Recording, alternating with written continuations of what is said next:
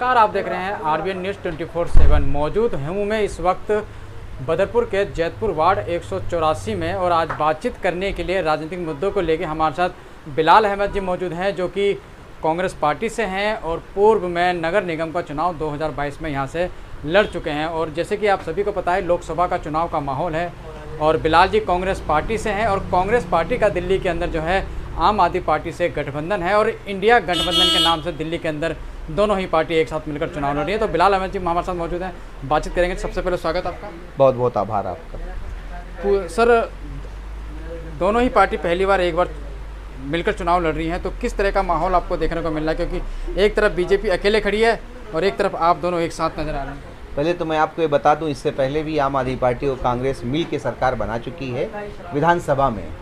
और जिस तरीके से देखा जाए, सबसे पहली बात ये है कि हमें देश बचाना है। जब 1857 को हम हिस्ट्री उठाकर देखें और उसको पढ़ें देखें, तो क्या हिंदू, क्या मुस्लिम, क्या सिख, क्या ईसाई किसके लिए लड़े थे? जो हमारा हिंदुस्तान है, जिसको सोने की चिड़िया से जाना जाता था, उस चीज़ को बचाने के लिए सभी लोग मिल गए थे, ताकि उन लोगों से हमें देश से आज़ादी मिलनी चाहिए जिन्होंने हमारे देश को पूरी तरीके से गुलाम बना रखा था। आज की सिचुएशन पूरी तरीके से यही है। इसलिए सभी पार्टियों ने ये सोचा कि पहले हमें देश बचाना है, देश का संविधान बचाना है, देश के लोगों को बचाना है, और देश के किसानों को बचाना है, और देश के अपने मीडिया भाइयों को भी बचाना है जो अपनी आवाज़ को स्वतंत्र तरीके से रख नहीं पा रहे हैं। एक एग्जाम्पल देना चाहूँगा, ब्रजभूषण का नाम आपने सुना होगा। इंडिया गेट पे या लाल किले पे हमारी बहन एक पत्रकार जाती, उनसे पूछने के लिए। हमारी हरियाणा की बहनें जो कुश्ती करती थी, वो उसके मंत्री बनाए गए थे, चेयरमैन बनाए गए थे। तो उन बहनों का ये कहना था कि हमारे साथ यौन शोषण हुआ है। तो जब वो पत्रकार महिला जाती है वहाँ पर पूछने के लिए, बहुत ही गुस्से के साथ, कहते नहीं कि सत्य के नशे में, वो सत्ता उनके पास इसलिए ना पुलिस को समझते हैं ना पत्रकार को समझते हैं, उसी के नशे में अपने गेट के दरवाजे के, गाड़ी के दरवाजे को इतनी तेज़ी से बंद करते हैं, वो महिला पत्रकार बहन के हाथ में चोट भी लग जाती है। ये दर्शाता है कि इस वक्त जो देश का हमारा चौथा स्तंभ है, जिसके ज़रिए से देश की आवाज़ उठाई जाती है, वो स्वतंत्र नहीं है। उसी चीज़ को देखते हुए आम आदमी पार्टी दिल्ली में, उत्तर प्रदेश में समाजवादी पार्टी, बिहार में लालू यादव की पार्टी, तेजस्वी यादव ने मिलकर देश बचाने के लिए, संविधान बचाने के लिए, युवाओं की ताकत को बचाने के लिए, और ख़ासतौर से उनकी आवाज़ को बचाने के लिए जिनकी आवाज़ दबाने की कोशिश की जा रही है, महिलाओं की आवाज़ दबाने की कोशिश की जा रही है, माताओं बहनों की आवाज़ दबाने की कोशिश की जा रही है। क्या युवा हो, नौजवान हो, स्टूडेंट हो, किसान हो, मध्यम वर्ग का बिजनेसमैन हो, किसी भी वर्ग का आदमी हो जो अपने आप को असुरक्षित महसूस कर रहा है। आप स्टूडेंट के पास जाइए, जो पढ़ के निकलता है, कोई बीए करता है, कोई एमए करता है, वो अपने आप को असुरक्षित महसूस कर रहा है कि हमें जॉब नहीं मिल रही, वो जॉबलेस है। कभी दूसरे हमारे किसान भाइयों के पास आप चले जाइए, वो आत्महत्या करने पे मजबूर हो रहे हैं, क्योंकि जो उनकी कमाई का हिस्सा होता है, सुबह से शाम तक वो मेहनत करते हैं, लेकिन जब फसल काटने का वक्त आता है तो कहीं किसी, जो आपने देखा होगा उत्तर प्रदेश में सांड घूम रहे हैं, उनकी खेती पूरी तरीके से सांड चर जाते हैं। यानी हर वर्ग पूरी तरीके से परेशान है। इसीलिए सभी लोग मिलकर, चाहे केजरीवाल साहब हो हमारे, चाहे वो हमारे उत्तर प्रदेश के पूर्व मुख्यमंत्री अखिलेश यादव जी हों, इन्हीं तमाम चीज़ों को देखते हो आपने देखा होगा और इस चुनाव में कि कांग्रेस पार्टी ने बहुत ही फ्लेक्सिबल होकर, बहुत ही झुककर सभी का सम्मान किया, क्योंकि वो जानते हैं कि देश की आज़ादी में किस तरीके से देश के ताने बाने को बनाने के लिए तमाम लोगों ने, हिंदू, मुस्लिम, सिख, ईसाई ने उस ताने बाने को बनाने के लिए सब लोग मिल गए थे। आपसी चीज़ों को ख़त्म कर दिया गया था। इसी तरीके से कांग्रेस पार्टी ने तमाम मतभेद को ख़त्म करते हुए पीएम कोई भी बने, लेकिन सबसे पहले देश बचना चाहिए। मुख्यमंत्री कोई भी बने, लेकिन सबसे पहले देश बसनी चाहिए। आप देखते होंगे यहीं से यमुना बहती है, यहीं से गंगा बहती है। हमारा मुसलमान भाई जाता है, उस गंगा से जाता है, वजू बना के नमाज अदा करता है। हिंदू भाई जाता है, पवित्र होता है, उसमें स्नान करता है, उसके बाद वो पवित्र होता है। इस हिंदुस्तान के कल्चर को, इस हिंदुस्तान की तहजीब को, इस हिंदुस्तान के गुलदस्ते को माननीय राहुल गांधी जी ने समझा। क्यों उन्होंने भारत जोड़ो यात्रा 3600 किलोमीटर क्यों करी? आखिर वो घर घर क्यों गए? क्या मुस्लिम भाई के पास, क्या हिंदू भाई के पास, क्या सिख भाइयों के पास, वो सभी के पास चल कर गए, क्योंकि राहुल गांधी जी बहुत ही दूरदर्शी नेता हैं।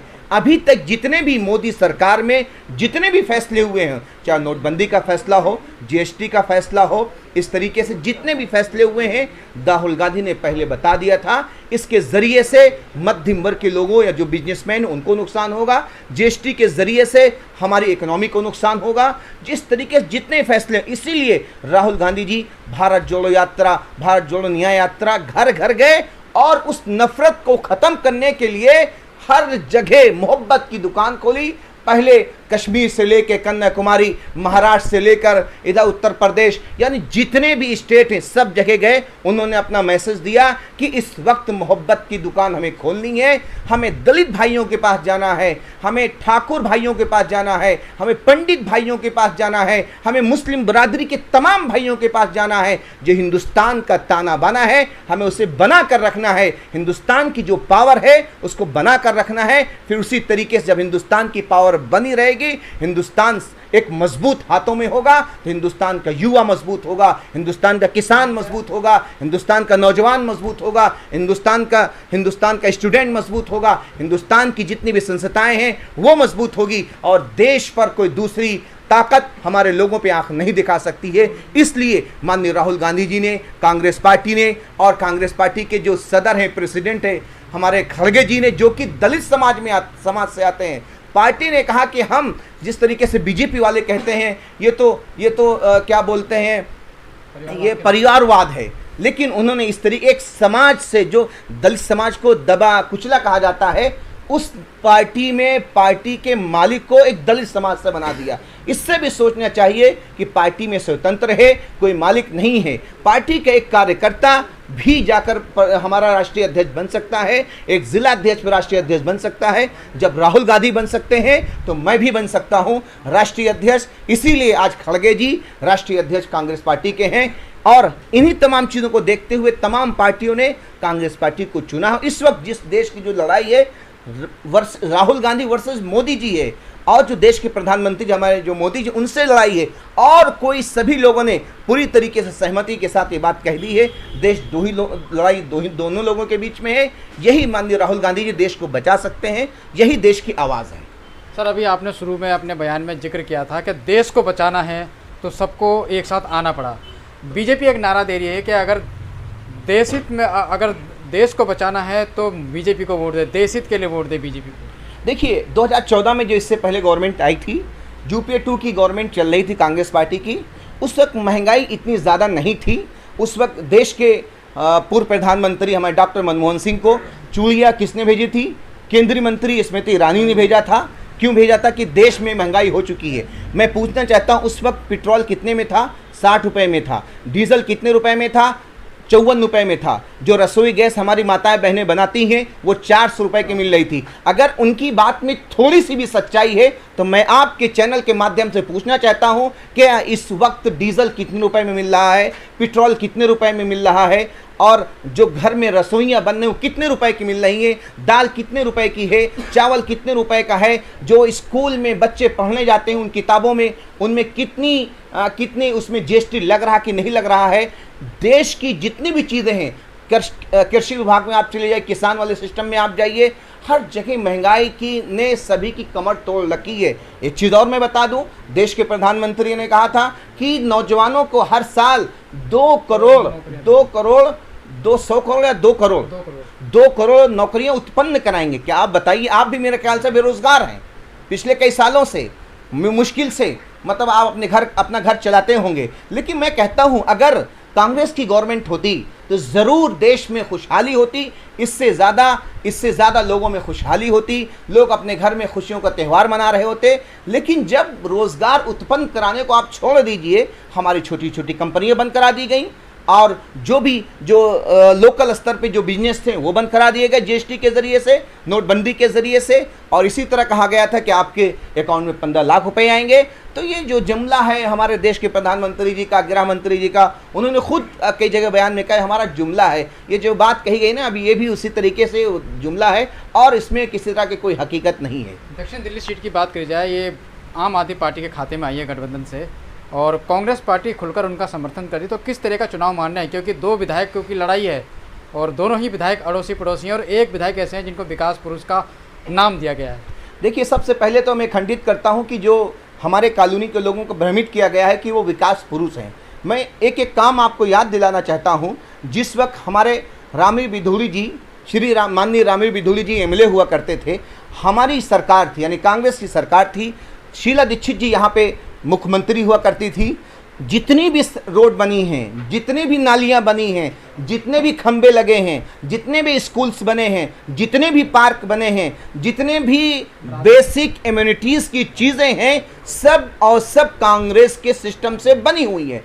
तो भाई श्रेय जाता है कांग्रेस पार्टी को, माननीय राहुल गांधी जी को जाता है, सोनिया गांधी को जाता है, डॉक्टर मनमोहन सिंह को जाता है, शीला दीक्षित जी को जाता है। जाहिर सी बात है, आप इस एरिया के रिप्रेजेंटेटिव हैं। अगर मैं भी उस वक्त होता तो मैं भी काम को लाता। हमारी जिम्मेदारी बनती है, लोगों ने हमें वोट दिया है और हमारी इतनी जिम्मेदारी बनती है कि हम यहाँ पर लोगों का जो भी काम है वो काम कराएं। हमारा मकान बनता है, फ्री मकान बनना चाहिए, समरसीबल लगता है, फ्री होना चाहिए, यहाँ पे बारात घर होने चाहिए, स्ट्रीट लाइट लगनी चाहिए, ये पुश्ता वाला रोड बनना चाहिए। ये तो हमारे यहाँ के लोगों को ठगा गया है।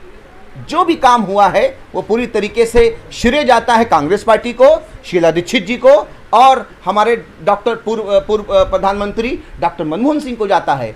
और जो भी काम हुए हैं उन्हीं के नेतृत्व में हुए हैं। ठीक है, वो एक सिपाही थे, सिपाही के तौर पे यहाँ पे काम लाए। हम इस बात को पूरी तरीके से खंडित करते हैं, उन्होंने कोई काम यहाँ पे नहीं कराया। सहीराम जी के सामने रामवीर जी को कितना चुनौती आप मानते हैं? देखिए, सहीराम पहलवान जी और व्यक्तिगत देखा जाए रामवीर बिधूड़ी जी और सहीराम पहलवान जी तो कोई मुकाबला ही नहीं है। क्योंकि आप देखिए, इससे पहले अभी कुछ दिन पहले चुनाव हुआ हमारे यहाँ पर बदरपुर में, हमारे विधायक रामवीर बिधूड़ी जी रहे। कितने पार्षद वो बीजेपी से जिता पाए? एक पार्षद जीते। इसका मतलब उन्होंने पहले अपने आप को घुटने टेक दिया। भाई, पार्षद आम आदमी पार्टी के जीते, मैं खुद चुनाव लड़ा, मैं उसमें जीत नहीं पाया, 7000 समथिंग वोट आया हमें। तो इस तरीके से चाहे वो बदरपुर हो, चाहे तुगलकाबाद हो, इस तरह जितनी भी सीटें हैं वहाँ पर एमएलए सब कांग्रेस पार्टी, इंडिया गठबंधन के आम आदमी पार्टी के सभी विधायक हैं और यहाँ वो काउंसलर हैं। तो जाहिर सी बात, वोट उन्हीं के हाथ में है और वोट उन्हीं के पास जाएगा। इसलिए सहीराम पहलवान जी को मैं अग्रिम बधाई देना चाहता हूँ। वो किसी तरीके से कोई लड़ाई नहीं है और सहीराम पहलवान जी जीत रहे हैं। 25 मई को वोटिंग है, तो वोटिंग के लिए क्या संदेश अपने वार्ड के, अपनी बदरपुर विधानसभा के क्षेत्र के निवासियों को? देखिए, आप देख ही रहे हैं किस तरीके से पिछले 1-2 दिन से हमारे ऑफिस में पर्चियां बंट रही हैं, जबकि ये हमने और हमारे टीम ने और जयपुर के लोगों ने, सामाजिक कार्यकर्ताओं ने ये किया है। जबकि पार्टी की तरफ से या सहीराम पहलवान जी की तरफ से ऐसा नहीं है कुछ, लेकिन क्योंकि इंडिया गठबंधन है इसलिए हम सब लोग इस पर्व को मना रहे हैं ताकि देश को आज़ाद किया जाए और देश के जो उन लोगों के हाथ में उन लोगों के 2-3-4 लोगों के हाथ में उनसे आज़ाद कराया जाए। और इसीलिए हाथ जोड़ के मैं सभी साथियों से विनम्रतापूर्वक अपील करता हूं, जिस तरीके से हम और हमारी पूरी टीम, हमारा पूरा समाज, हमारा पूरा जैतपुर, हिंदू मुस्लिम सिख ईसाई सभी भाई, आम आदमी पार्टी के कार्यकर्ता, कांग्रेस पार्टी के कार्यकर्ता, सभी सामाजिक कार्यकर्ता, सभी आरडब्ल्यू के मेंबर, सभी लोग इस बात से कह रहे हैं कि आप सभी लोग 25 तारीख को निकलिए। मॉर्निंग में उठकर जिस तरीके से एक देश में पर्व मनाया जाता है खुशी का, उसी तरीके से हम सभी लोगों को हर्ष उल्लास के साथ अपनी पर्चियां लेना है और देश को आज़ाद कराने के लिए, देश को बचाने के लिए, संविधान को बचाने के लिए हमें वोट करना है। और महंगाई के खिलाफ, देश में जो महंगाई है, देश में जो युवा है अपने आप को सुरक्षित महसूस कर रहा है, अपने आप को सुरक्षित हाथों में वोट करना है, महंगाई के खिलाफ वोट करना है, किसानों के हित में वोट करना है। इसीलिए आप सभी को वोट करना है। कितनी भी गर्मी हो, कितनी भी धूप हो, सिर्फ एक दिन की बात है, आप सभी लोग आपने घर से निकले, क्या माताएं हों, क्या बहनें हों, क्या बुजुर्ग हों, क्या नौजवान हों, मैं उन सभी साथियों से अपील करना चाहता हूं, विनम्रतापूर्वक अपील करता हूं कि आपके यहाँ छुट्टी होगी, फिर आने वाला कल संडे है, आपके ऑफिस में छुट्टी होगी, आप आराम कर लीजिएगा, लेकिन कल का जो पर्व है उसको बहुत हर्षोल्लास से मनाइए। और आपकी ड्यूटी होती है, जिस तरीके से संविधान बचाने के लिए, देश बचाने के लिए हमारे पूर्वजों ने, हमारे बड़ों ने देश बचाने के लिए निकले थे, इसी तरीके से हम सबको वोट डालने के लिए पोलिंग बूथ पर पहुंचना है, ताकि किसी तरीके की कोई गड़बड़ी न होने पाए। क्योंकि समाज में असामाजिक तत्व के लोग होते हैं, हमें उनको भी प्यार से समझाना है। क्योंकि माननीय राहुल गांधी जी का मैसेज है, आप सभी को मोहब्बत की दुकान खोलनी है। हम सभी लोगों को पोलिंग स्टेशन के सामने, पोलिंग स्टेशन के बाहर एक मोहब्बत की दुकान खोलनी है और सभी से हाथ जोड़ के विनती करनी है कि आप सभी लोग इंडिया गठबंधन को, यानी जो हमारे इंडिया गठबंधन के प्रत्याशी हैं माननीय प्रेमानंद श्री सही राम पहलवान जी को वोट करें, ताकि उनका योगदान हो सके इंडिया गठबंधन की सरकार बनाने में, हम सब लोग सुरक्षित हो सकें। इसलिए आखिर में फिर अपील करता हूं, आने वाला कल 25 तारीख होगी, जो 7 बजे से लेकर शाम 6 बजे तक आपकी वोटिंग होगी। आप सभी लोग, अगर पर्ची आपको नहीं मिली है तो बहुत सारे स्टेशन हैं जहां पे पर्ची दी जा रही है, सभी लोग अपनी पर्ची ले लें। हमारे ऑफिस में भी है, आप लोग यहां पर भी आ जाएं, और बहुत सारे ऑफिस हैं, सामाजिक कार्यकर्ता हैं, वहां से पर्ची आप ले लें। लेकिन एक बहुत ही ज़रूरी अपील है कि आप सभी लोग अपना वोट ज़रूर करें। अगर कोई फरीदाबाद में है, अगर कोई नोएडा में है, अगर कोई गुड़गांव में है, अगर कोई 100 किलोमीटर की दूरी पे है, वहाँ पर आप आएँ। अगर आप दूर हैं तो आप गाड़ी कर आएँ, क्योंकि आपको वोट डालना बहुत ज़रूरी है। आपको सुरक्षित हाथों में देश देने के लिए वोट डालना बहुत ज़रूरी है। बहुत बहुत आभार। धन्यवाद सर। बहुत बहुत आभार।